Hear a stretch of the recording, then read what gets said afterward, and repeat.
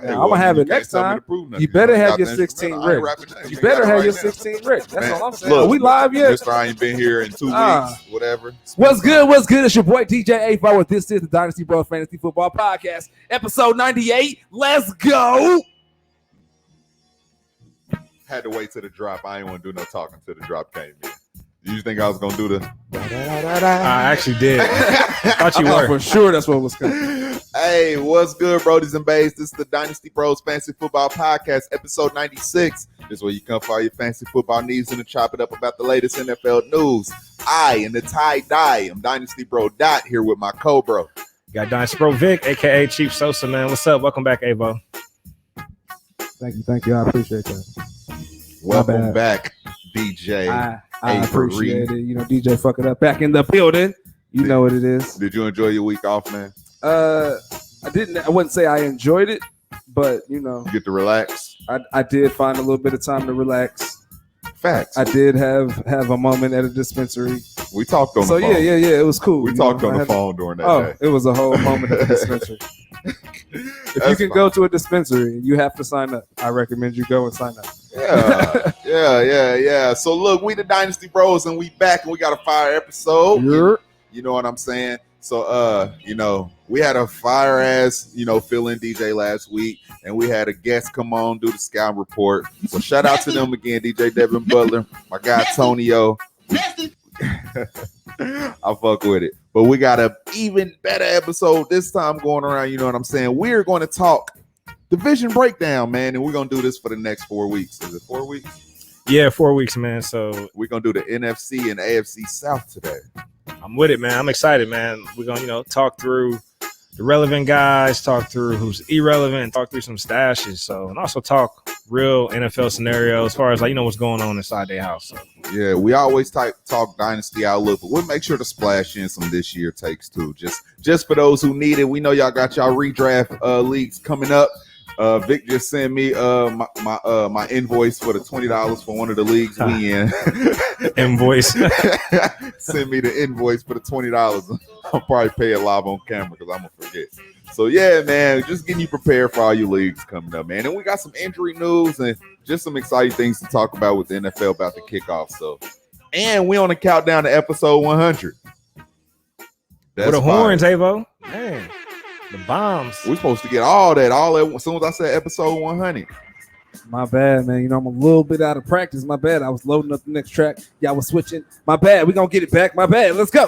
DJ, fuck it up. Hey, Avo do be on top of the transitions, though. So yeah, I'll give him that. So yeah, but we're going to talk division breakdown. We got some injuries. We got some flags to get into. But what we're about to do right now is to get into this what's the word in that hood TMZ with Dynasty Bro Vic. What up, Lloyd? He said horns. Yeah, man. So given we're gonna hit on 8 teams, jam-packed episode. We're gonna keep the news short and sweet. And Lloyd is a Titans fan. It's funny. We're gonna talk about them today. Yeah. That's his squad. All right, so let's get into it, man. Shout out to Shefty. So of course, as you guys know, NFL training camp's kicking off this week. So quarterback Deshaun Watson for the Houston Texans, he did report to camp. Of course, you guys know he has a lot of stuff going on outside of football. So those investigations are still active and ongoing, and he's still maintaining his stance of wanting a trade. So, hey, Texans are asking for 3 first-round picks and more. Do you think they're going to get it done? That's a lot going on, but what is it, 25 years old? 25. I don't even want to say if he's in his prime. He could still be going into his prime. One of the best quarterbacks that you can have in the league, talent-wise, and I just feel like they'll be able to pull something off if they really want him. One of these teams are going to want him, and I completely understand why. I'm not shying away from anything that he does have going on. Just hate to have to speak about those situations. We're just a fantasy football podcast. Remember that. I don't know this man personally, nothing about his personal life, and I'm not no lawyer or anything. We got to talk fantasy football. These are some news feeds that are coming up. We're just speaking on it. So just remember that. We're just talking fantasy football. All right, man, let's keep it pushing. We got another QB that showed up to camp. So Aaron Rodgers actually pulled up to Green Bay for his training camp. Now, that was a whole lot of capping going on with Aaron Rodgers, man. All that fuss he put up. I actually had a hunch. I know we talked about it last week. I had a feeling he was going to play this year for the Packers. So it looks like he is going to play. What are your thoughts on that, man? Aaron Rodgers showing up day one. Devontae Adams, number 1 receiver. easily can go for 20 touchdowns. I mean, y'all Easily. talked about that post, right? So I mean, Yeah, we talking about the Last Dance post. yeah. So I mean, you know, we kind of knew he was coming back a little bit. You know what I mean? Yeah. So for those who don't know, basically Aaron Rodgers, I guess on his Instagram stories, put up the Last Dance, put up a picture basically. Jordan and Pippen. Pippen. They both put it up. And then probably 15 minutes later, Devontae had it on his Instagram. So this could be the last dance, the last run. Hopefully they get it done, man, because Aaron Rodgers only wants to stay in Green Bay for another year. The Packers front office trying to keep him in there for 5 years. Then they crunched it down to 2 years. But Aaron's like, look, I'll just do one more year. So it looks like this is Aaron Rodgers' last year in Green Bay. So, Vic, you stay up on top of the news. Can I ask you a spinoff to that? Yeah. Is it true that Jordan Love trainer wrote something under one of those like comment and said something like neither these guys haven't won a ring together? Did he write something like that type shit? I didn't hear about that. I gotta look into that. Yeah, I heard about that. I'm here for that smoke. Okay. I know. I gotta go check that out. Hood TMZ with Dynasty There Bro you go. Style. But here's what I do know. The Packers released Blake Bortles right away. So that just felt like a little messy boyfriend-girlfriend situation. Like, hey, boyfriend wanted to step out, have a hot boy summer. He came back home, get the new boyfriend out the way. Hey, Blake Bortles gave Allen Robinson a wide receiver one season. He won boys championships 1 year. I can't hate him, man. I mean, he trash, but I ain't gonna hate him. I ain't gonna hate him.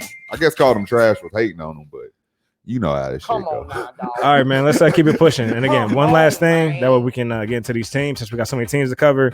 So shout out to the Bleacher Report, Gridiron. Whoa there. The NFL will fine unvaccinated players $14,000 for violations of any COVID-19 protocol. So, of course, Good. You know, that gets interesting there. But basically, simplest way to go about it, just follow all the protocols from last season. Bro, just go home. That's all you got to do. So You know just don't these, violate if you're unvaccinated. Go you know home. these young millionaires ain't going home, bro. Bro, But- just have her come to your house. They go going to home. go get the Lou Will lemon pepper. Yeah. Or You can have that at your house. or have them come to the hotel dressed as a.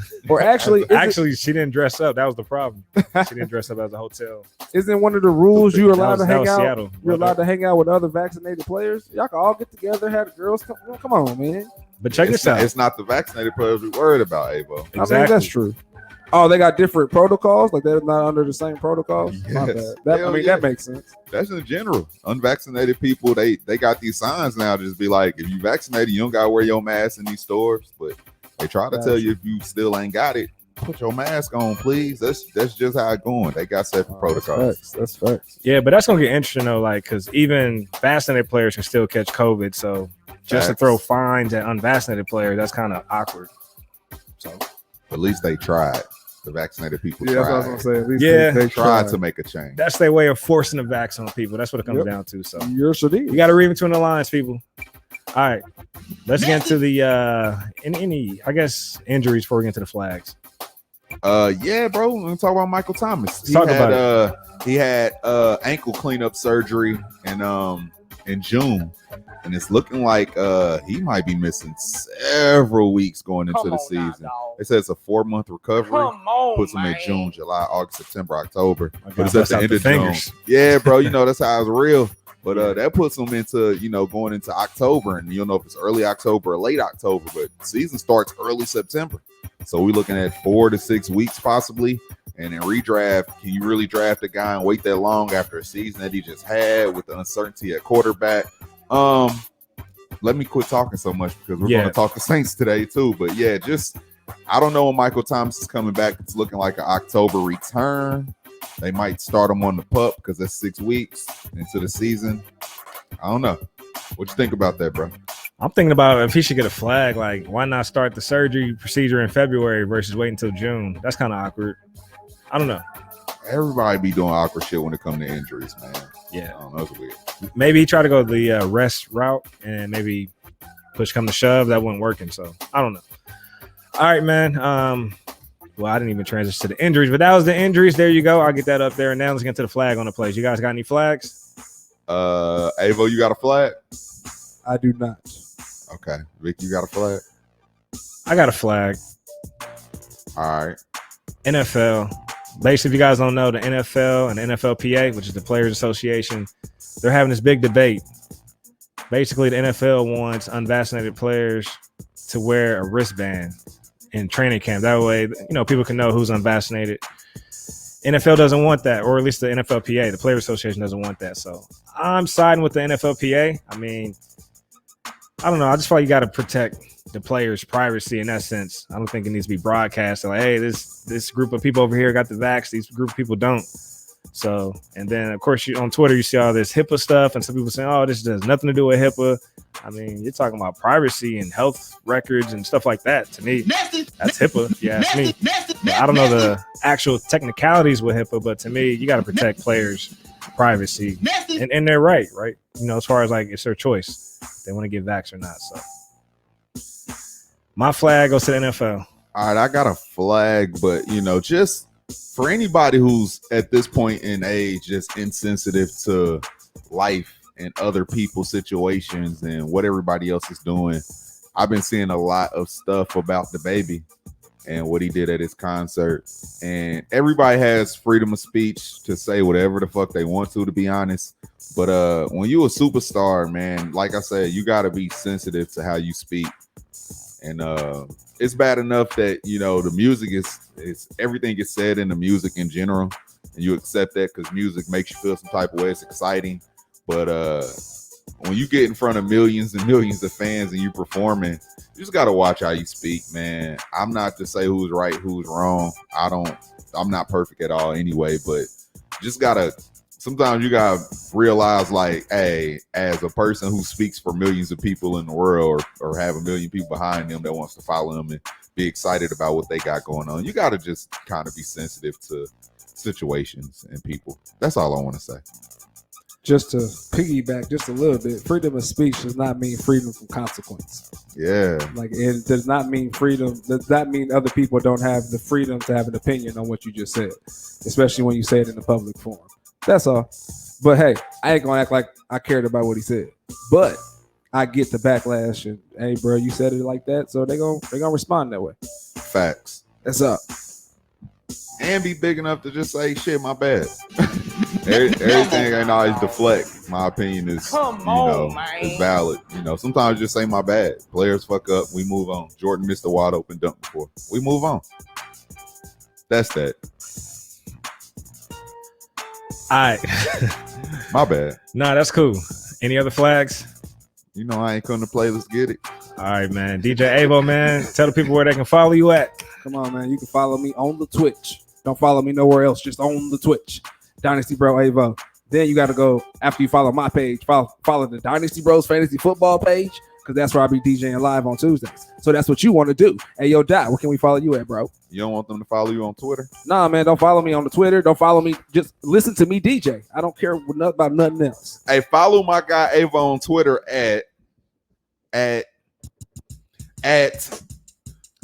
Dynasty Bro Avo, man. I'm just Dynasty Bro Avo. Okay, follow him on Twitter there. Man. Follow me at Twitter and Instagram at DynastyBro. And follow the main Instagram page, DynastyBrosFF. Hey, Vic, where can they follow you at, my guy? Follow me at Chief Sosa FF, Instagram, Twitter, Twitch. Be sure to subscribe to the podcast wherever you listen, Dynasty Bros FF, and join the Facebook community, Dynasty Bros FF Podcast. All right, man. Again, it's jam-packed. We got 8 teams we want to cover. It's important. I'm excited. Like, we're going to hit on the AFC South and the NFC South today. And then next couple of weeks, we'll go through the rest of the divisions. So our goal, again, is just to let you guys know where we're at with these players as far as who's relevant, who's irrelevant. And then, of course, we don't name players, and they're off our radars. And then who are we stashing, while also considering, outlooks, given team scenarios. So anything else you want to add to that, Doc? Nah, bro, that's it. All right, bro. Where you want to go, man? You pick the division. You pick the conference. Well, we already got the division, but you pick the conference and the team, bro. Where you want to start? Bro, let's start with AFC because we should start with AFC. You know why. Yeah. So I don't really care about the team. I pick the conference. You go ahead and break down the team, bro. You got it. All right, man. Well, shit. You already know, man. We're going to start with the Colts, man. That's what we're going to do, man. Let's just kick in the door. That's what we're doing. I threw a oop. To my brother. That's what I'm good at. I throw oops. I've been throwing oops my whole life. Yeah. Point guard. All right, man. So check this out, man. AFC South. Let's start with the quarterback position. They brought in Carson Wentz, 28 years old. So, of course, he has a lot to prove this year. Now, we've seen him, have a top finishing season back in 2017. Can he return to that? We know he's back with his coach, Frank Reich. For me, I have Carson as a QB2. Maybe top 15, 16, 17 around that range. I'm expecting us to run the ball, so I know a lot of people got a lot of expectations for Carson Wentz. They're expecting him to come out and air out the ball. I'm still expecting us to run the ball, and Carson just makes the throws he needs to make. I mean, that's how you rehab a player. So that's what I'm expecting. We'll see if that actually plays out that way. I'm expecting Carson to just, plug into the run game, make the throws he need to make. I don't think we need to come out and put all this pressure on Carson, especially while we're trying to boost his confidence back up. So, Dot, where you have a Carson Wentz? Is this the guy you want in Dynasty? Are you going after him? Do you like him as a QB1 or a QB2? Nah, I agree with the QB2 thing. And he's a guy that in Superflex leagues that you can target and probably get him at a good price, because either you're in on Carson Wentz or you're out on Carson Wentz. There's really no in between. And like you said, even if he goes back to 2017 MVP season, I'm not really happy with the weapons he has in the receiving options right now. They didn't really give a tight end. They didn't bring anybody in. Still stuck with Mo Alley Cox and Jack Doyle. They're okay weapons. Brought back T.Y. We'll see if Paris can come back. I don't really like his options, but anyway, even if the options were fire, we're a run first team, like you said. So they're going to just do what they do to keep him conservative. I don't think he's going to be able to be like high end with the pass attempts or anything. I don't think he'll even have a lot of touchdowns this year, but he will be efficient, probably have a lot of yards, but the run game is going to rack up all those touchdowns if you ask me. So QB2, it could be a back end QB2. I would probably have him more closer to 2021 more than 15-14. So flirting with back end QB2, my opinion. All right, let's get to the tight end since you already kind of touched him a little bit. Man, I'll be honest. I don't like the tight end room at all for the Colts. Like, They got Jack Doyle, they got Mo Alley Cox, they got Kyle Granson, who's everyone's hype about, the rookie from SMU. Now, I mean, here's my thoughts on Kyle. He's basically going to step in and play that Trey Burton role. Trey Burton didn't really give us much production in the one season he was here, so I'm not too excited about that. We did see Mo Alley Cox have a slight breakout last year, but it's up and down. Like, you know what I mean? Like, he's not being featured in the offense. That's what it comes down to. And then Jack Doyle, he's primarily known for blocking. He can score, sneak into the red zone. But at the end of the day, I'm staying away from the tight end room for the Colts. I don't want any Colts tight ends. None, because Jack Doyle is going to stay on the field because he's their best blocker. And nothing's dynamic about him in the receiving game. Mo Alley Cox is big and tall. And, yeah, it looks like he could be like a dope-ass weapon to have, but he won't see the field as much as we'll need him to try to be relevant into the tight end position. I really enjoyed them trying to go get a Zach Ertz on the back end of his career, where we could see that on the games where he wasn't banged up and hurt last year, he still got it out there on the field. And he got some rapport with Carson Wentz. That's been his guy for years. I would have loved to see that trade happen. It probably wouldn't have cost them a little bit of nothing to make this run right now, but they didn't. They kept the tight end room how it is, minus Trey Burton. I'm not excited about it.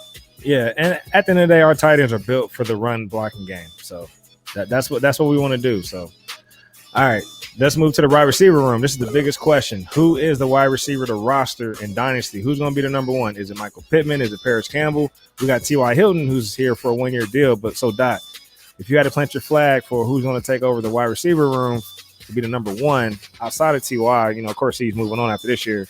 Who are you targeting in Dynasty, Pittman or Campbell? I'm putting my money in redraft and Dynasty on Pittman, and I'll tell you why. Paris Campbell and T.Y., well, Paris Campbell been hurt since he came in. And then T.Y. getting older, the way he's getting banged up, the recovery time seemed to drag a little bit longer. He turned up, had a couple good games against Houston last year, but that always happens. Besides that, banged the hell up all year, and I don't like it. He's used to being a speedster, getting open in space, but when you get a little older, he's on the smaller side of being a wide receiver. That starts to take away some of the athleticism and explosion. So give me Pittman. He's the only different one on that team. He's 6'4". He has wide receiver one potential written all over him when you just look at build. So that's the guy I'm rooting for. I like everything. I like his upside. He could be the high touchdown guy. He can be the 10-plus touchdown guy. He's the best receiving target, in my opinion, when it comes to all around for Carson Wentz. So give me him. All right, shout out to our guy, John Carter. He's saying Pittman, so he agrees with you. And I'm actually going to agree with both of you guys. I want Pittman in Dynasty. Again, he's set up to be that prototypical wide receiver to break out. The draft capital is there, top of the second round. I just like what I see in Pittman. And also, he runs the deep over routes, and he can literally catch 3 balls, and next thing you know, he has like 8 or 10 points just because he's downfield. So I just like his game. I still like Paris Campbell, but I don't see him being featured as the number 1. So he set himself back, man, staying hurt, bro. I know last year wasn't on him more than anything because of the way he went down on the tackle, but the fact that you can't stay on the field is just unfortunate. So yeah, so we'll see, man, if Carson Wentz develop this, Alshon Jeffrey type chemistry with a Michael Pittman. All right. Now, let's go to the running back room, man. We got Jonathan Taylor, Marlon Mack, Nyheim Hines. So, of course, we saw Jonathan Taylor step in for the injured Marlon Mack after week 1. Facts. He put up his first 1,000 yards on the ground. Facts. Finished RB6. Very promising for Dynasty. Then you got Marlon Mack, 25 years old, coming off an Achilles injury. He's entering camp at 100%. So, that's what they're saying. So, what are your thoughts on Marlon Mack coming back, man? Look, I like Marlon Mack. I do think he's going second fiddle as the running back right now. Well, actually, if you want to say 2A or 2B, because Nyheim Hines have carved his spot into being that PPR back. I think they're going to use him all over the field, and that's good, but at least they can scale it down now that they have another guy that can run it, because I do think they use Hines in some ways they shouldn't have, being the smaller back. Duke Johnson was never running the ball on the goal line. That he knew his place, but I don't think we had a guy that we respected and liked after Hines. So bringing Marlon Mack back was good, and I think he can, he can back up JT, come in, run when JT gets tired, and maybe Marlon Mack will stay healthy being a backup role, because I don't think he needs to take that many snaps, because he's one of those fragile guys too. JT's a stud. I don't have to talk about JT. I'll let you talk about JT a lot, but I do think Marlon Mack in his backup role is good. He'll be efficient. I don't believe in the 1A, 1B thing, because I do think Jonathan Taylor's too talented to be splitting with him like that. But he will come in and fill in, play some good minutes, because we so run heavy. Yeah, I think Marlon Mack's out of here after this year. And again, coming off the Achilles injury, that's something to watch, especially just seeing Cam Akers go down. And history's shown guys don't recover well from the Achilles. So I'm glad I'm hearing Marlon Mack's entering camp at 100%. Hopefully he can stay healthy on the year. If he does, I have the coach down for 2,000-yard rushers. I do think Jonathan Taylor and Marlon Mack can pull that off. Now let's talk about Nyheim Hines, 24 years old, finished as the RB15 last year. I do see some regression there, just given, it's going to be a 3-headed monster in that backfield. And then, of course, we're going to have some more pass catchers on the field, too. So last year, Paris Campbell went down, T.Y. was in and out. And also there was just some inconsistency with the wide receiver room in general. So I'm expecting Nyheim Hines to have some regression there. I don't see him finishing as an RB2. But as far as for the future, it's definitely the Jonathan Taylor and Nyheim Hines show. And, of course, the coaches have shown they like to run Nyheim Hines on some inside zone and ISOs, things up the middle. So he's not just in there just to run routes. So they will give him the ball and let him get some carries. Facts. All right, can we go to the Titans? Yep, let's go. Because that's my guy Lloyd Team. He actually broke the Julio news in the group chat. Hey, tell little Mike Trench Hawk, I play him week 1. Tell him put 20 on it. Put 20 on it. But now let's get to the Titans, man. Head of the team, Mr. Ryan Tannehill. Just a quarterback that is so promising since he's got away from Adam Gates. He stepped in after Marcus Mariota and turned the fuck up, turned A.J. Brown into the stud receiver that we knew he could be, and just turned the offense into just, a whole machine, playing along with the monsters that he runs with. But, man, the way he run his play action, the way they got him out there, man, he looks really good. And super flex, he's a good buy because he's not going to be somebody that's super expensive, but he can pretty much be locked into a top 10 quarterback damn near, like, off the rip. And, we'll talk about the weapon that they added in a second, but Tannehill is a good buy. He has running chops, so he will add in yards. He'll add in some rushing touchdowns at the same sense. I love Ryan Tannehill, man. Just all around love him, man. He doesn't have the upside of the other Russian running backs, but if you want some consistency and just the way they play in the system, he's not going to steer you wrong. He's going to be a plug and play week 1 through the season for a couple more years, probably, just the way that team runs. Yeah, man. Ryan Tannehill, that's my guy. I know we was, talking about Ryan Tannehill even last season. So, again, finished his QB8 last year. He's 33 years old. I got a question for you, Dot. Are you investing in a 33-year-old QB to be your QB1 in Dynasty in a Ryan Tannehill? Would you take that? Yeah, bro. Really, all you need is 2-3 years on the outlook of any position. To be honest, yeah, it'd be good to have a Pat Mahomes or damn, I can run him for 12 more years. Everything doesn't need to be like that because you never know what 3 years can turn into. I got Empire Leagues that's going to expire after 2 if I win 2 in a row, so it doesn't fucking matter. Give me Ryan Tannehill. Like I said, he's not going to cost if you want to go invest in him. At least not the price. If you tell me I can invest in the number 7 quarterback instead of one of these guys that I might have for 10 years, it's going to cost me triple the price. Give me the guy that I can have for that price, man. And they don't need him to do a lot for him to be efficient and for him to be good. So I love Ryan Tannehill. Yeah, man. And I'm actually, agreeing with you. I will take a Ryan Tannehill. And hell, we got Aaron Rodgers who's 37. We got Tom Brady who's still playing at 43, trying to play till he's 45. So Ryan Tannehill at 33, he can easily give us another 8 to 10 seasons. So I will take that all day long. He threw for 3,800 yards. That's in a run-heavy scheme. So if you can still flirt with 4,000 yards, that's promising. So just goes to show he's in a perfect system that fits your skill set. Facts. All right, man. Let's talk about the tight end room here. So Anthony Ferguson, man, do you want any parts of that? Do we care about Tennessee Titans tight ends? I'm not talking about the tight end. He had some games where he looked decent, but I don't think he's Jonnu. He's not athletic like Jonnu, and I think there's a world where targets just go up to the receivers even more now because Corey Davis did have a better season last year, but Corey Davis ain't no Julio, even at Julio's age. I'm sorry, I just start talking receivers, so I'll leave it alone. I don't want no tight ends on this team. I agree, man. Like, we love Jonnu Smith, and Jonnu peaked at tight end 15 in that system, so I'm not expecting much from Anthony Ferguson. So if you need a streamer, that's like his ceiling, maybe at best. That's like best case scenario. So maybe you get lucky on that bye week with your starter outs. All right, man, let's get into this wide receiver room then. So A.J. Brown, we don't spend too much time there. He's a stud, top 5 dynasty wide receiver. Depending on where you got him, give or take, but he's a stud. So top 5 wide receiver in dynasty, has top 5 potential in redraft too, man. Just the talent and the situation. I know everybody's scared that they brought in such a talent on the other side, but I think that just opens it up even more for both of them. So I actually love both of them. Made me love Tannehill even a little bit more. Yeah, and I still do have A.J. Brown at number 6 in Dynasty, but still, either way, tomato, whatever. All right, man, let's talk about Julio Jones, man. Hey, we saw a little regression in Atlanta, but is this a guy, you're going to get in Dynasty? Are you holding him? Are you trying to trade him, giving the hype? What are you doing with Julio? I don't know if you should go buy because I still think Julio has the name where people still might want something from him. But I will sell if you can get something good for him. Yeah, get him off your books because, that train got to come down eventually. And I do think they keep putting him around just as superior talents, which means – maybe he won't see the targets that led him to be the Julio that he was. That all could come down right now going to Tennessee. And especially if he stays there for the rest of his career, he won't get those targets like he was getting with Matt Ryan. But I still love Julio. And like I said, man, this offense is so efficient and everything can open up for both of them. I still love Julio. Perfect flip candidate, especially if Julio goes off week 1, week 2, flip him, capitalize off the value. But again, he's an aging dynasty asset, 31, 32. So yeah, I would say it's time to move on. Like, you should have moved off of Julio a couple years ago.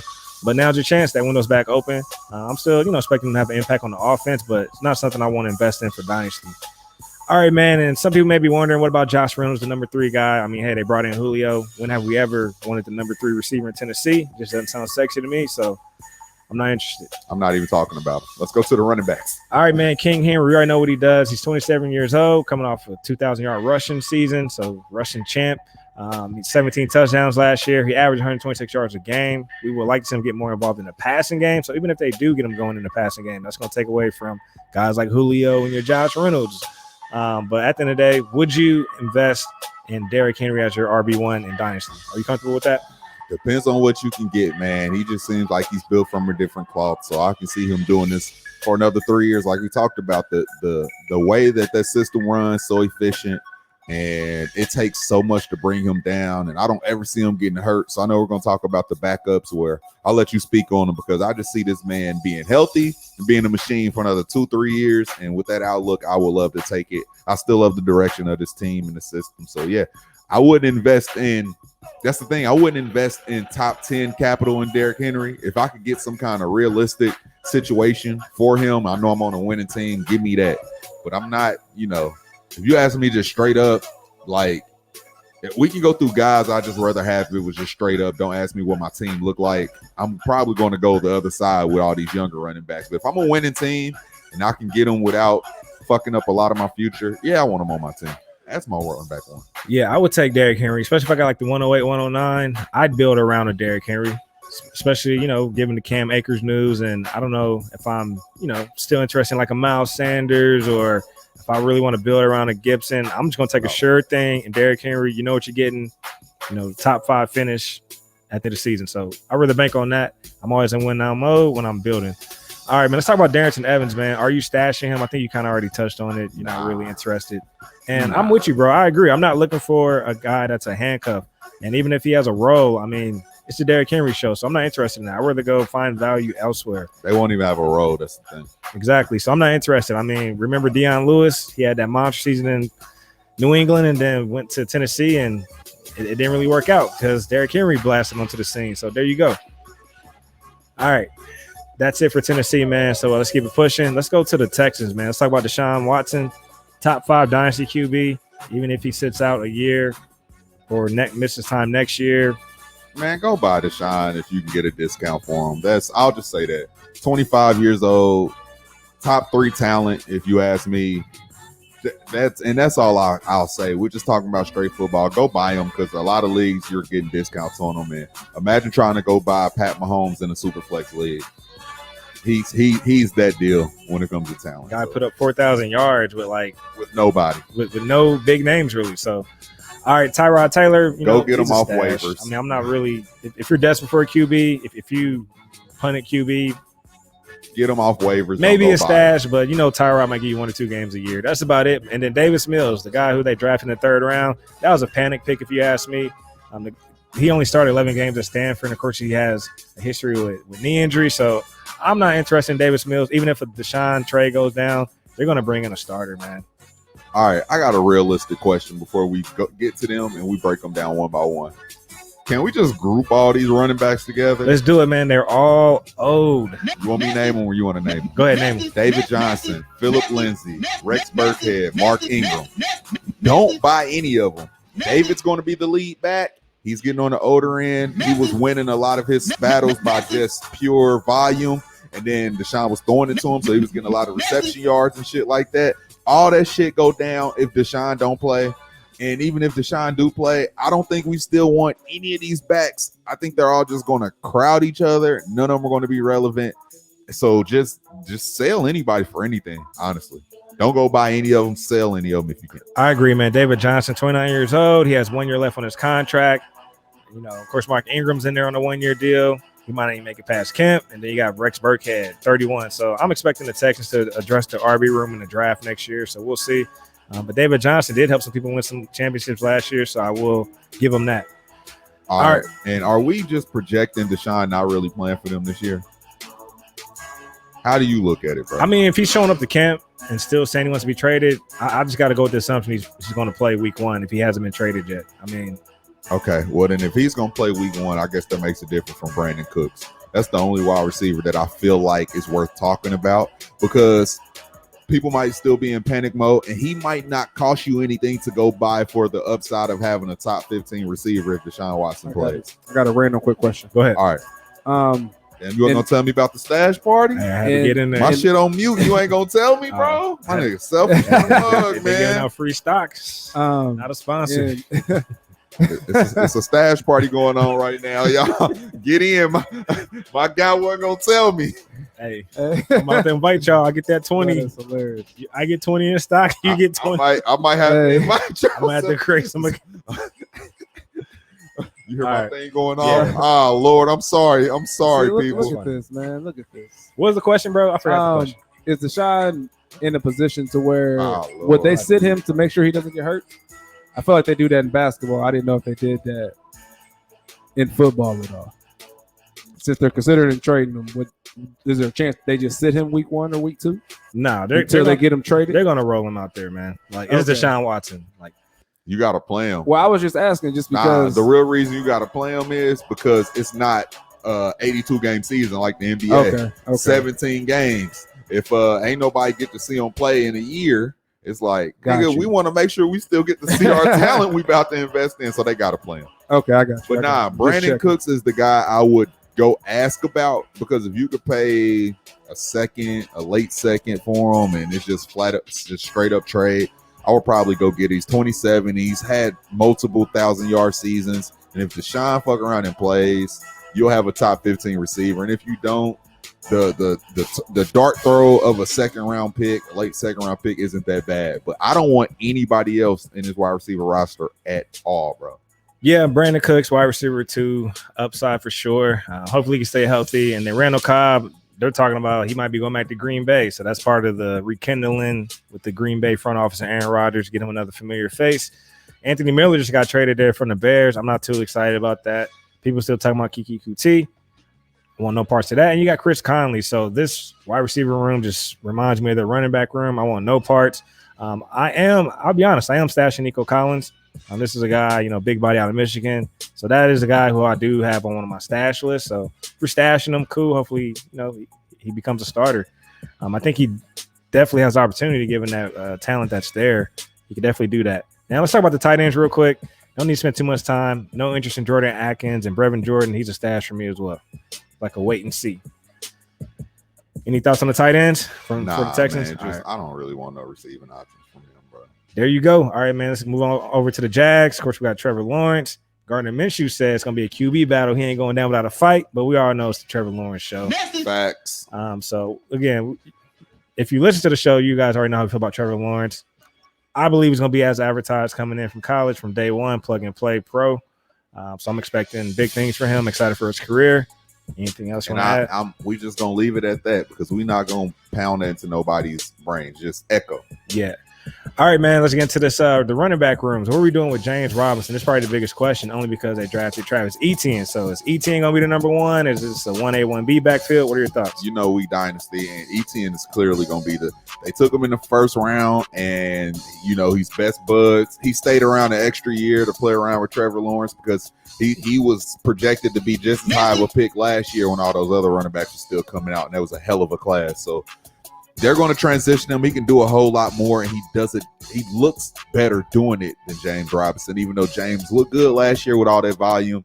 You missed your trade opportunity, that window to get rid of James Robinson. Now you just got to ride out and hope he has a role. But he's a hold. I don't think you can really sell him for anything worth it. And yeah, that's how I feel about that backfield. I was actually on the James Robinson train. I still am on it. Of course, he was a 1,000-yard rusher last year, 7 touchdowns. I still like James Robinson. I actually traded for him in some rookie drafts. So I just like it. I feel like he's still going to get some run. But again, Etienne is the better talent. I'm not going to deny that. But it would be smart to leverage and run your 2 running backs. No need to just turn a guy into a workhorse if you got two able bodies. All right, this is the interesting talk, I guess. The wide receivers, DJ Chark. We got Visca. Marvin Jones, the OG, and Visca. That's my guy. I'm looking forward to seeing what they all can do, man. I think this is what I'm finally coming around to thinking. I'm thinking it's just going to be a situation where they all clutter each other, man. Because I'll tell you this, Chark is number 1 receiver talented. Marvin Jones, when given volume and opportunity, he's good, bro. If you look at what he did without Galladay last year, especially at the back end of the season, he looked good. He was very productive. And I think Visca, we all knew his talent coming out of college was crazy. He was just always banged up. That's what we was concerned about. And him finally looking healthy, taking that sophomore leap. I think they'll all just clutter each other. I think Visca's the guy to go buy in Dynasty. Maybe even Marvin Jones, if you can get it for cheap, like I talked about with Brandon Cooks, a second, late second, or nothing but dart throws when you get to a lot of these drafts. So a guy that can get you some production on the back end when you got to get these receivers, that's good. But Chark probably has the most value off name, but Visca's coming up. That's the guy I would want in Dynasty. How do you feel about that trio right there? Yeah, I do like DJ Chark, but I feel like at his value, being wide receiver 29, you don't want to be set up for disappointment. Like, you putting wide receiver 1 expectations on him, he might finish as wide receiver 2, but I can see him finishing as a 3, given, like you said, it's a cluttered room. So give me Visca, give him the value, wide receiver 38. That way I just live with the outcome. I'm not mad at it. I took him at the 85th pick. I'm cool with that. But again, I do think the steal of the Thunder is going to be Marvin Jones. He's a veteran. He knows how to find the end zone. He knows how to get downfield. So, again, I believe Marvin Jones was brought in to coach these young guys up in the wide receiver room, and he's going to have an impact. And Marvin Jones has shown he's capable of being a wide receiver too. So, yeah, man. And then Colin Johnson, I do like him as a stash, 6'6", 215 out of Texas, big body wide receiver. So, yeah, I do like him as a stash. And then I'm not interested in the tight end room for the Jags. Eifert or Tebow. Collins going to end up being the tight end. Colin Johnson. I like that. Hopefully they do that. We're not talking Tebow. Tim Tebow to the moon. Tebow to the moon. Bro, let's just skip. What everybody's saying, bro? We got a lot of comments today, bro. Shout out to Mom Dukes. Great What's show. good? Appreciate the comments, Keith. Appreciate that. DJ Abo back in the traps. Shout out to DJ Devin Butler. Lil Evans said, yo, and we got Trench Hawk. We trust. All right, man. Let's get into the NFC. Go ahead, bro. Kick it off. What team you want to start with? Let's go ahead and start with the Saints. We already talked about Michael Thomas a little bit. Let's just start there, and then let's end at QB because that's probably the most interesting conversation right now. All right, man. Let's start light then, man. Tight end Adam Trotman, man. They got rid of Jared Cook.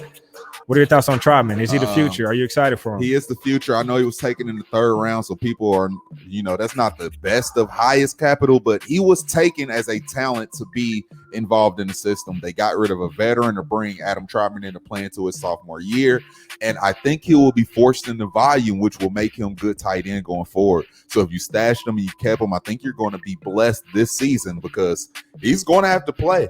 And it looks like he could be the main target. Well, Kamara is still crazy out the backfield, but he's going to be top 3 targets even if everybody was healthy. But now it looks like he's going to be top 2 target going to start the season, and that's facts. I wouldn't be surprised if he's like leading the team in targets for the first 6 weeks.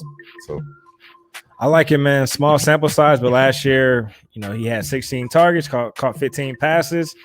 He averaged 11 yards per catch, only had 1 touchdown. So I'm definitely expecting him to, of course, obviously see a uptick in touchdown production. But again, like you said, with the Michael Thomas injury, it's the Kamara show and then Adam Trotman.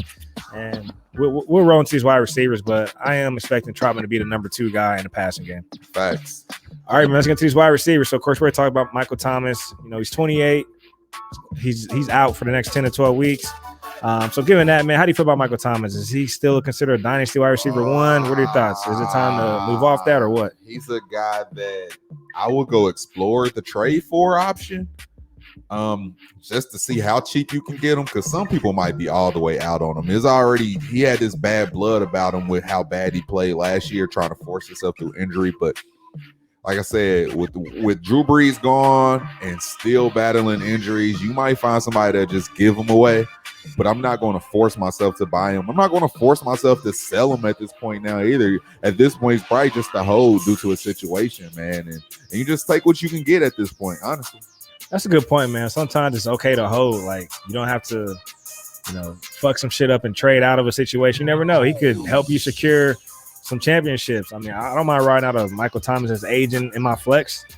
I mean, I'd rather have him in my flex than a Chris Hogan or, Nelson Aguilar. You know what I mean? Like, there are so many flex options you can go with, but why not have a solid guy that's aging out? So I'm okay with that. And remember this, he's not like one of those guys who's live and die off speed. He's a true route runner, strong hands. He can catch, beat you straight up. So what he does with his talent can last for a few more years. So at 28, he's not super old.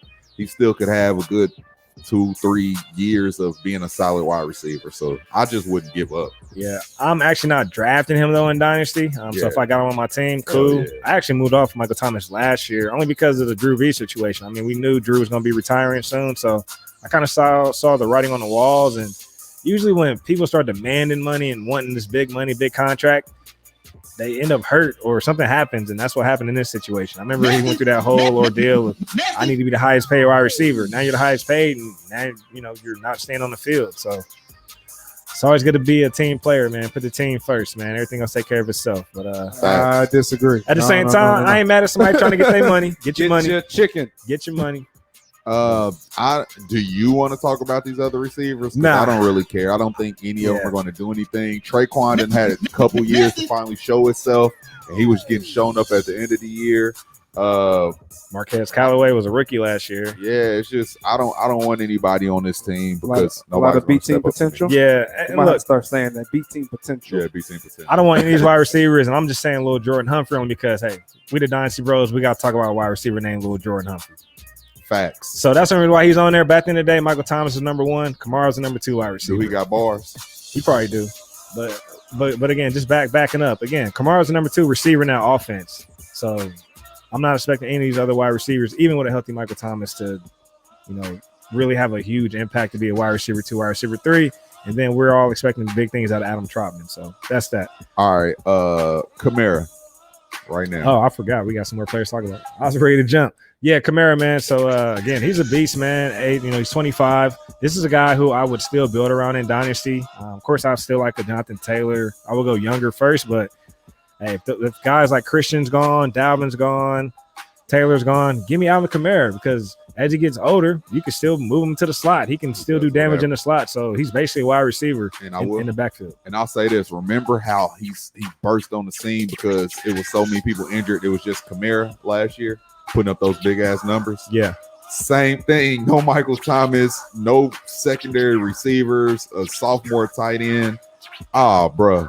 I think it's going to have to keep on funneling through Kamara, so don't be surprised if he's blast onto the scene having that same kind of production early that made him the number 1 running back. Yeah. Let's talk about Latavius Murray, 31-year-old running back who actually has a role. So that's my type of, player to roster. I'm not really into the handcuffs like the Madisons who aren't going to play unless Cook goes down. Give me a guy who has a role, and then if the main guy goes down, he's the starter that's being featured. So Latavius Murray, even though he's getting up there in age 31, I don't mind rostering him, but I'm not expecting anything out of him for the long haul. Championship team, offer them back in seconds if you can get them, because I do think there's a world where with no receivers out there, you see Murray in the backfield, Kamara running that slot. So I think the way they're going to have to use Kamara, they're going to have to use a lot of Murray too, because you can't just run Kamara out there. He's not built to run every single play. So don't be surprised if Latavius had the best year he done had in a long ass time, and he's already involved in it. All right, man. The biggest question, man: who's the starter? Who do you want in Dynasty? Is it Taysom Hill? Is it Jameis Winston? Who's starting Week 1 for the Saints? At this point, I don't think I want any of them in Dynasty. If I had to pick one, it'll be Taysom. It'll be Jameis, but I do think Taysom will have this year. But I don't think either one of them is a starter going further next year. I think none of them is a starter on this team next year. I don't think anybody's going to give Jameis a chance. There's not that many opening spots at quarterback going into the future. There's more coming out of college next year. And I do think Taysom's going to win the job now that Michael Thomas is down, because now they have to squeeze and do anything they do to win games, and they don't have a guy that they can throw it to at the wide receiver right now for Jameis to build some rapport with. So I think now that Thomas is down, that kind of gave Taysom Hill the job, so they could just figure out how to win games with Taysom at this point. Yeah, Taysom Hill's 30 years old. He actually averaged 21 points per game in that 4-week stretch when Drew Brees was out. Great fantasy player. Yeah, and then Jameis, he's 27. Again, if I had to pick one, I like Jameis dynasty-wise, but I feel like he's in the wrong system. Like, he has a big arm. He needs to go to a big arm offense. Like, I would like to see him go to the Steelers, man, because, again, your number 1 wide receiver in New Orleans is Michael Thomas, who's running slants. Like, I don't know. That's not really Jameis' game. He has a big arm. He wants to throw the ball. So, to your point, man, I do think Taysom Hill's going to start Week 1. Just given the Michael Thomas injury, and like you said, man, it's going to be the Taysom Hill, Kamara show, and then you also got Adam Trotman that can support that, and whichever wide receiver steps up, whatever random week from time to time. So that's that, man. Want to spend too much time there on the Saints. Let's move on. Let's go to the Falcons, bro. Speaking of like to throw a ball a lot, Mr. Matt Ryan, he's going into his age 36 season. How about this? The defense doesn't show a lot of improvement, so I think there's going to be a world where he's going to have just as many pass attempts as he had last year, and they're going to have to go funnel through some of these receivers or tight ends. So Matt Ryan, just because he's having a lot of pass attempts does not mean he's going to be super fantasy relevant. It could be an ugly year for him, which doesn't mean it's not going to be good for his options, but that doesn't mean it's going to be good for him. How you feel about Matt Ryan? He's a guy that's too on and off for me, man, so I don't really want to go buy him. I don't care how many pass attempts he's going to put up. It could be an inefficient top 3 pass attempts in the league, and I don't want none of that. So how do you feel about Matt Ryan? I agree, bro. I want no parts of Matt Ryan. Again, he finished as a QB 12, but it was an ugly QB 12. So if you had Matt Ryan last year, you had the 13-point games and you had the 28-point games, but some of those weeks lost you some matchups, and you just need some consistency, right? But he did put up 4,500 yards, 4th in the league. But again, I need that consistency from a fantasy standpoint. So I don't want him. So let's move on. Let's go to the running back room. They got Mike Davis, finished as the RB12. He's 28. He signed a 2-year deal. I am expecting Atlanta to address their running back room in the draft just to get some long-term and just to get some youth. Of course, they got Quadri Allison. I'm not interested in him. I mean, we saw Todd Gurley be in and out the lineup. Quadri couldn't bust on the scene with a Brian Hill in the room. I'm not expecting to do anything now. And then they got Cordero Patterson, man. He just pops up everywhere for some reason. 30-year-old Cordero Patterson, the wide receiver / running back. And he always gets play. It just pisses me off. Yeah. But I will say this. I keep talking about these back-end seconds. If you're a team that you're trying to win, you need to shore up depth. Mike Davis, I'll say this, and I don't know how much I believe it, but he could have a top 12 running back season just because the offense is going to have to score a lot because the defense is so sad. He could stumble into a lot of touchdowns. I think he proved they can catch the ball out the backfield a lot, and Atlanta will throw it to their backfield guy. They lost Julio, which I don't care how you feel about him in fantasy. In real life, he's one of the best talented guys that you can have on the field out there that gains a lot of targets, and those go away. Who says they go to Cal Pitts? Who say they don't? So I do like Mike Davis if you can get him for cheap for depth. I'm not saying that he's going to be your running back one for your team, but I'm saying just situation-wise, I wouldn't be surprised if he's RB12 at the end of the season just for the work he's going to get. So if you know you're in a 12-14 team league and you think you got a solid team, you are going to float your second out, see if you can get you a Mike Davis, because I think he's going to help having depth. Just volume, pure volume. I got Mike finished as an RB2 this year, but again, 2-year rental from a dynasty standpoint. So, yeah. All right, let's get to the wide receivers. Right now, Calvin Ridley's a stud, top 5 receiver in dynasty, 26 years old. He's the alpha wide receiver there in that wide receiver room. We don't need to spend too much time there. One of the best route runners. Let's talk about Russell Gage, man. Are you interested in the 25-year-old Russell Gage? I'm not interested, but if I have him on my team, I'm not dropping him. He'll stumble into games, or the problem is he's going to stumble into games or he's relevant, but you're not going to play him to get those games. So I don't want any of those guys. Even what's the other guy? Zacchaeus, Alameda Zacchaeus. Cicadas. I don't want either one of those guys because you're not going to feel confident playing them, in my opinion. Here's the thing, man. Like, look. You need wide receiver 1s and wide receiver 2s. That's how you win championships. You're not winning it with the wide receiver 3 or 4. So the pecking order for the Falcons, Calvin Ridley, then you got Kyle Pitts, Hayden Hurst. I still believe is going to, keep some production, especially in the red zone. And Mike Davis will out target. Exactly. So given that, there's just I'm not running Russell Gage as my wide receiver 2 or 3 or flex. Like, unless you're trying to lose your season. So let's move on to the tight end room. So of course, Kyle Pitts. Again, I think he's going to basically just line up out wide and take on the Julio role. Of course, they're going to line him up in the slot too. They could just do more dynamic things with him, just given the mismatch he creates at the tight end position. But he's taken at the top of the draft, 4th overall pick, projected to be a Hall of Famer. Like, that's what they got him, generational talent. We'll see. I'm believing the hype. I'm all in on it, so I'm excited to see what he does. They be projecting Hall of Famers? Yeah, they do. Okay, I'll just check. And I'm on the side of I think they're going to line him up at tight end because that's how you actually get majority of the advantage of saying he's a tight end so you can't guard him. Because if not, then you just took a wide receiver and you should have just took receiver. So I'm on that side of it. That's why I think Hayden Hurst is still going to be okay. But I feel like for those plays where they do line them out wide, but I still think they're going to they traditionally put Kelsey and Kittle at their position because that's how you get the traditional advantage on the field when they have to line up with these cornerbacks and these safeties that can't keep up with them. So, you don't want to put them out there and give them the chance to have Jalen Ramsey on them for no reason, even though I guess you could bring Ramsey in to try to predict the times that he'll go receive, but you don't do that. You take the Hall of Fame tight end to line him up at Hall of Fame at the position so he can have that actual advantage of being a tight end that can't be guarded. So that's the only thing that scares me about Hayden Hurst. Well, I don't see Pitts actually putting his hand on the dirt. So if he is lined up inside, he's lined up, standing up in the slot. He's going to have to learn how to block because he's going to have to play some traditional tight end. We'll see. I'll be interested to see that. That's how these other ones got good. That's why Kelsey's so good. He goes out there and block. Kittle's Waller. Yeah, all of them go out there and block. They play their position. That's true. They're very good at receiving at the same time. So. Especially if he wants to get paid wide receiver type money. You got to definitely do some dirty work from a tight end spot and also flex out there, as a wide receiver. Yeah. All right, man. Let's talk about Hayden Hurst. He finished as number 9 tight end, 6 touchdowns last year. I do see some regression on the touchdowns, but I still do see him have a role, like having a role in this offense. So, again, offense is going to be scheming up against Calvin Ridley and Kyle Pitts, and also looking at Russell Gage and Mike Davis. So Hayden Hurst is going to be the forgotten guy, and he's shown he can make plays in this offense. He already has a rapport with Matt Ryan. So I'm not completely throwing away Hayden Hurst. He has 3 years left in Atlanta. Facts. All right, bro. Anything else, or you want to move on? Say the best for last when it comes to these teams. Let's go to the Panthers first. All right, let's go to the Panthers, man. How do you feel about a 24-year-old Sam Darnold getting a fresh start? Hey, I'm not mad at it. I don't think I'm in. I don't know if I'm out. I'm somewhere just like I don't really care at this point. Adam Gase done threw me off so much with him, and I was excited about him coming in from USC.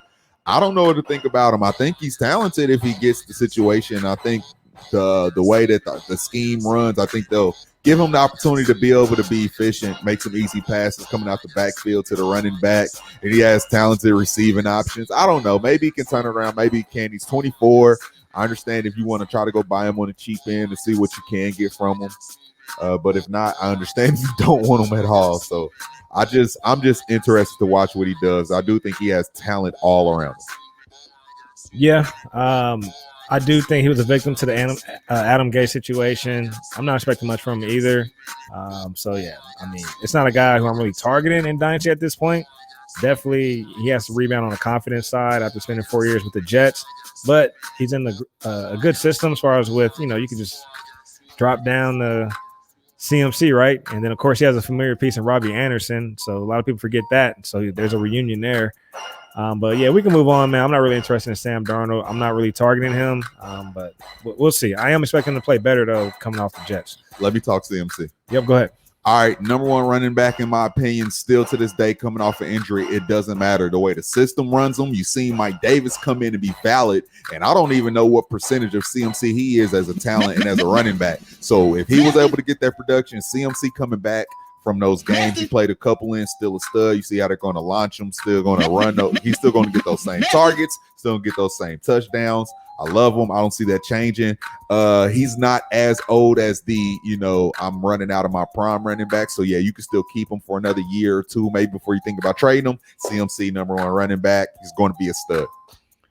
Echo, man. Number 1 in all formats, 101. Give me CMC in 1 QB leagues. Give me CMC in Superflex. I want CMC. Facts. So he's a running back, and when he turns 31, 32, he's going to be playing in the slot and still running the ball. It doesn't matter. So you want to talk Hubbard?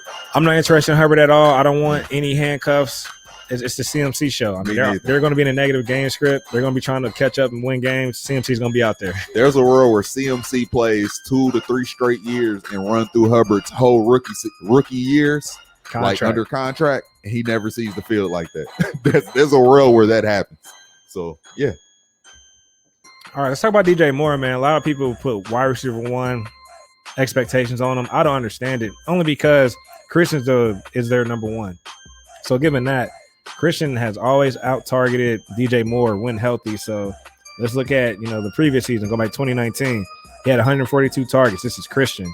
And then in 2018, Christian had 124 targets. So DJ Moore has always played second fiddle in the target game. So just given that, he's already capped, and there's no way he can reach wide receiver 1 in this offense. So, and last year he finished as wide receiver 23. So if Robbie Anderson finished at number 19 and DJ Moore couldn't beat out Robbie with no CMC, why are we putting wide receiver 1 expectations on DJ Moore? Yeah, I mean, I like him as a talent. I just don't know, situation-wise, what they really expect from him, because they're both going to get a ton of targets. They're probably going to flirt with having the same amount of targets, same amount of receptions, same amount of touchdowns down there. I like both of them. I think they fit the scheme well. I think you have 2 wide receiver 2s, and that's fine. It doesn't hurt anything. Everybody can't be a wide receiver 1. You still need those guys that's going to be top 20 for you. And I think DJ Moore has that potential to be top 20. Robbie does too. And I wouldn't be surprised if they're both top 20 receivers. And that's not horrible. It's like having Robert Woods and Kupp on your team for a while. Nobody hated that. And that's cool when you got an elite Christian McCaffrey who's put us up, 400 fantasy points. So you'll take that. And let's talk the third guy, man, the incoming rookie. Terrace Marshall, man. I like it, man. So he's back with his old college offensive coordinator, Joe Brady from LSU. So He went and got his guy in Terrace, so he's 6'3", 200 pounds. I believe Terrace was brought in to take on the Robbie role, so I don't see Robbie staying in town, for much longer. So Robbie probably just ride out the rest of his extension, and then he's gone. Then it's the DJ Moore, Terrace Marshall, and CMC show. I really would love to see them say screw tight end because they never really had any efficient tight end places Greg Olsen plays. So running out of tight end as a receiving option is stupid. I think they should line that tight end up. I think they should just keep running through wide receiver sets, bro, because I would love to see all three of those guys run out there and just make plays. I think all three of them are stupid talented. I agree. I would like to see that too. I want no Ian Thomas. I'm not interested in no Carolina Panther tight end that's not named Greg Olsen, who's no longer there. Facts. All right, man, let's move on to the Bucks, man. Best for last, Super Bowl champs, Tom Brady. He's the GOAT. We're just going to leave it at that. He's 43. He's trying to play 2 more years, so you probably got 2 more years with him in Dynasty. Facts. We're not going to speak on him. In Dynasty, if you can go get him for a second, fine. If you're trying to make a run. Yeah, if you're trying to make a run, go get him. But besides that, Tom Brady, in redraft, go get him. Yeah. He got quarterback 1 potential, and he doesn't run at all. I just say that because the way the system is, he's just going to be flinging that ball around. And once they finally started rolling, he was rolling, all of them. All right, let's talk about these running backs, man. You got Leonard Fournette, who's 26 years old, who was brought in from the Jaguars. And then you also got 23-year-old Ronald Jones. I feel Ronald Jones, doesn't age. I feel like he's been 23 forever. It's like J.J. Redick. He's been at Duke forever. You know what I mean? Some guys just don't age out. So who's the running back that you want out of that running back room? Oh, my gosh. I don't know. I will say this. I know a lot of people are scared of Ronald Jones because when they got to the playoffs, it was the Leonard Fournette show. But Ronald Jones in season was the guy that you wanted. He looked the best to me, in my opinion. He's the younger guy. Neither one of them are good pass catchers, so I hate to put them against each other. That's why they brought in Giovanni Bernard. And there's a world where Gio could go out there and actually get some receptions out the backfield. But I don't really want to invest in either one of these guys because I don't think their running game is that important to them.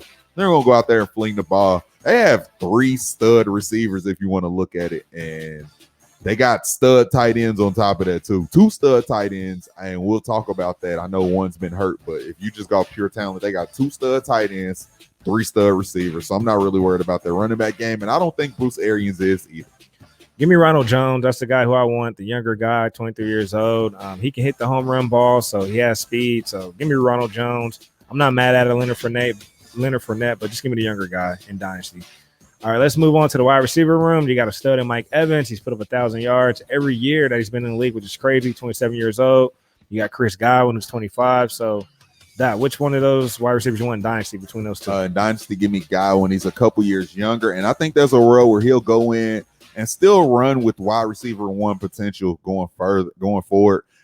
And you know what? I think he's going to be the wide receiver 1 on this team, in my opinion. I think Evans might lead the trio in in touchdown. I agree. But Godwin I think he's going to lead in receptions. But there's a world where Antonio Brown could actually be number 2 in receptions, if you ask me. They built some rapport at the end of the year, if you look at it, man. And Evans he's the downfield guy. Like I said, he's the red zone threat.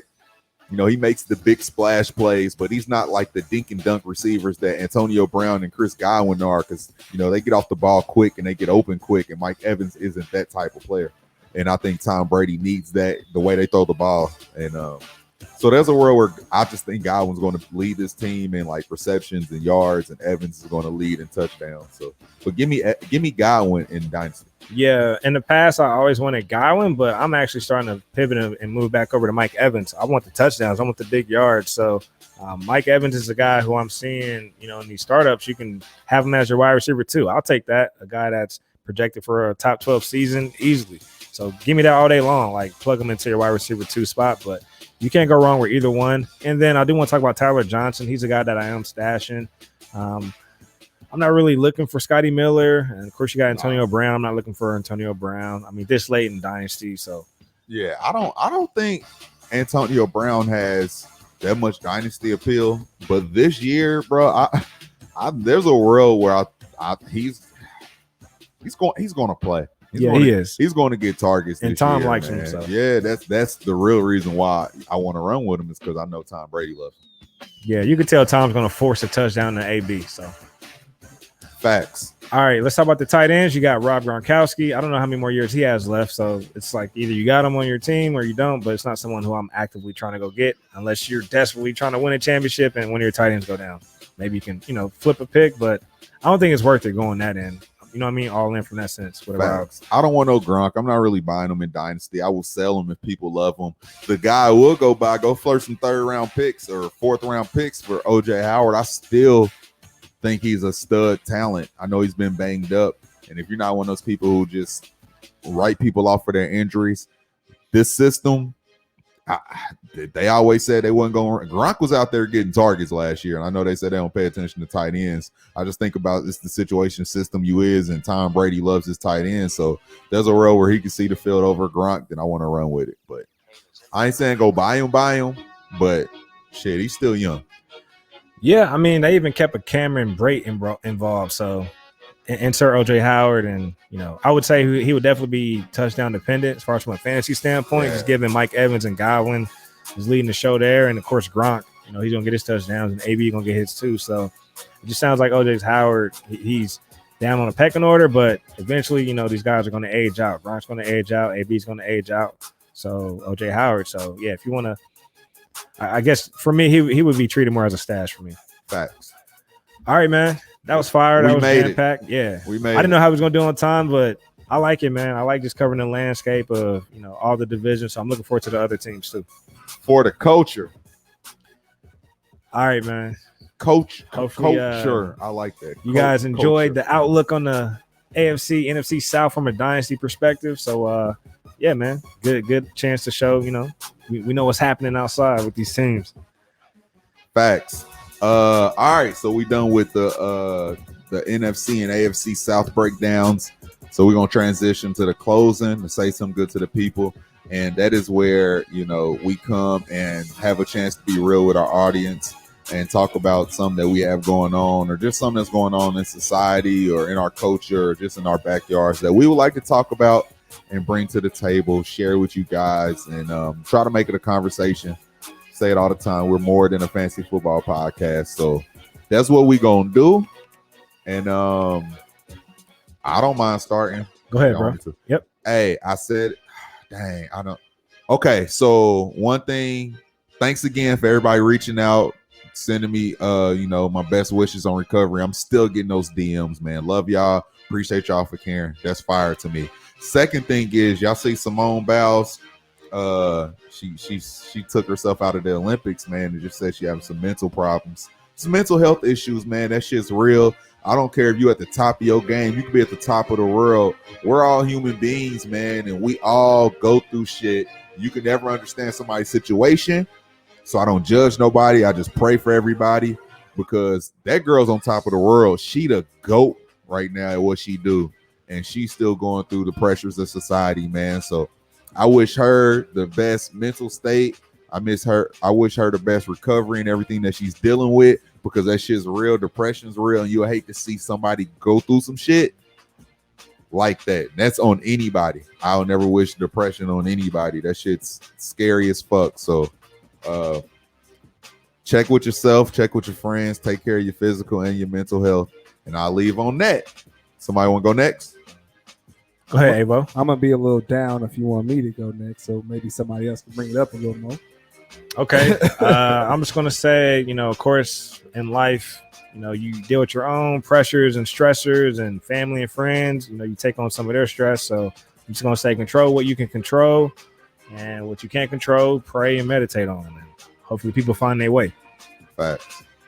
All right, so clearly y'all know I was gone last week. I was at my wife's grandfather's funeral, so RIP to Papa Hug. What I wanted to share from that is that, man, he's a great man, and I can't say that about all men I've been around my whole life.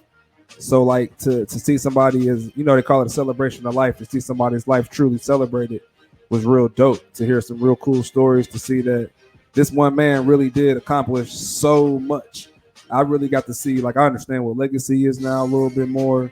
Like, I get it. Like, I see it. Like, it's real. So I just want to encourage everybody, man, if you got a chance, if you got your grandparents still here, your aunties, your great aunts, anybody you got around, talk to them, man, hug them, man, ask them some questions, man. They got knowledge. that once they're gone, a lot of that knowledge is gone. So I just encourage everybody, reach out to them, man, because they might have some dope stories for you, man. Because I really, kind of sad to say I enjoyed myself, but I enjoyed learning a lot about a man I thought I kind of knew a lot about. You realize me and my wife been together since we was kids, so I've kind of been around this family a long time, and I realized I didn't just fall in love with her, I fell in love with the whole family.